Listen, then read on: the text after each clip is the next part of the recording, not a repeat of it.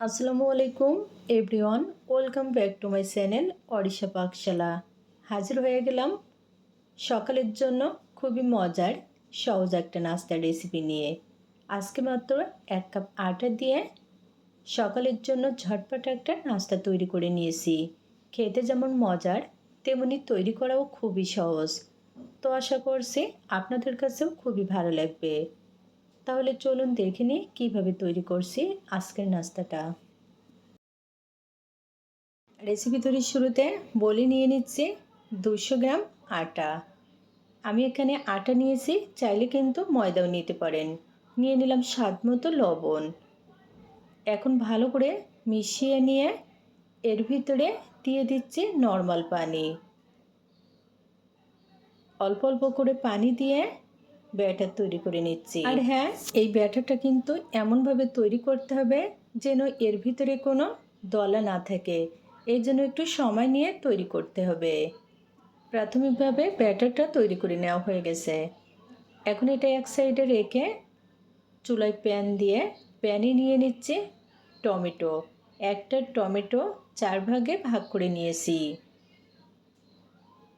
আর সাথে নিয়ে নিচ্ছি 2টি শুকনো মরিচ। এই পর্যায়ে চুলার আঁচটা মিডিয়াম টু লোতে রেখে টমেটো ফালিগুলা ভেজে নিচ্ছি। তবে আপনারা চাইলে কিন্তু সরাসরি চুলায় পুড়িয়েও এই চাটনিটা তৈরি করতে পারেন। দেখুন, বেশ কিছুক্ষণ ভেজে নেওয়ার পরে টমেটো ফালিগুলা কিন্তু পোড়া পোড়া হয়ে গেছে। এর থেকে আর বেশি ভাজা লাগবে না। তো এখন চুলা থেকে নামিয়ে নিচ্ছি।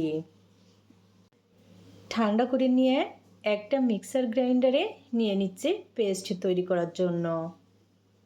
সাথে নিয়ে নিচ্ছি অল্প একটু লবণ আর 1 টেবিল চামচ চিনি।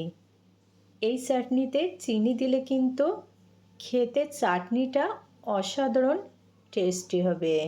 এখানে কিন্তু কোনো রকম পানি অ্যাড করা যাবে না। এখন এটা পেস্ট করে নিচ্ছি। আর এদিকে আমার ব্যাটারটাও কিন্তু পুরোপুরি সেট হয়ে গেছে। তো আপনাদেরকে এর ঘনত্বটা দেখিয়ে দিচ্ছি। দেখুন, খুব বেশি পাতলাও না, আবার একেবারে ঘনও না, ঠিক এরকমই। প্যানে অল্প একটু সরিষার তেল দিয়ে দিলাম।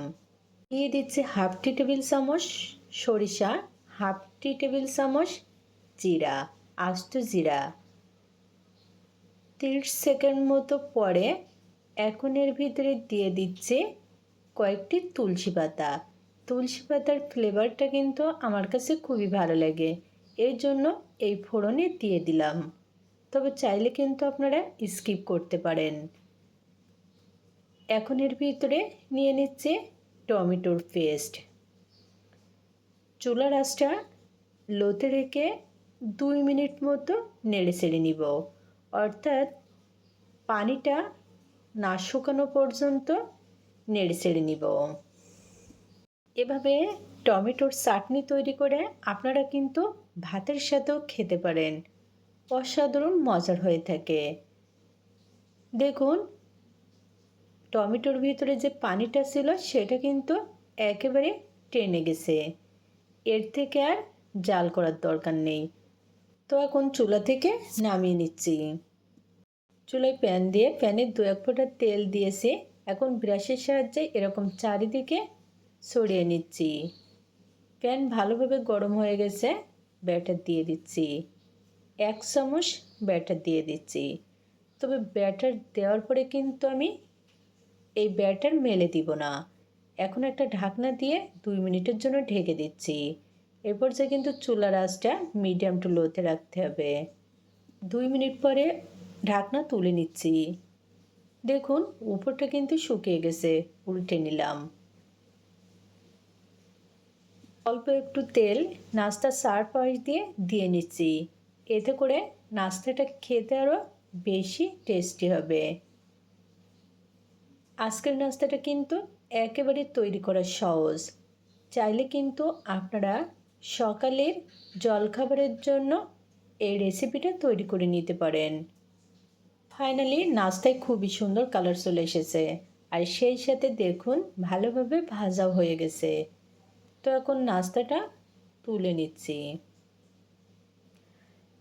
আজকে কিন্তু খুবই সহজভাবে মজার একটা নাস্তার রেসিপি আপনাদের সাথে শেয়ার করলাম।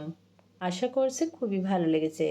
যদি ভালো লাগে অবশ্যই লাইক, কমেন্ট, চ্যানেল সাবস্ক্রাইব করে পাশে থাকবেন।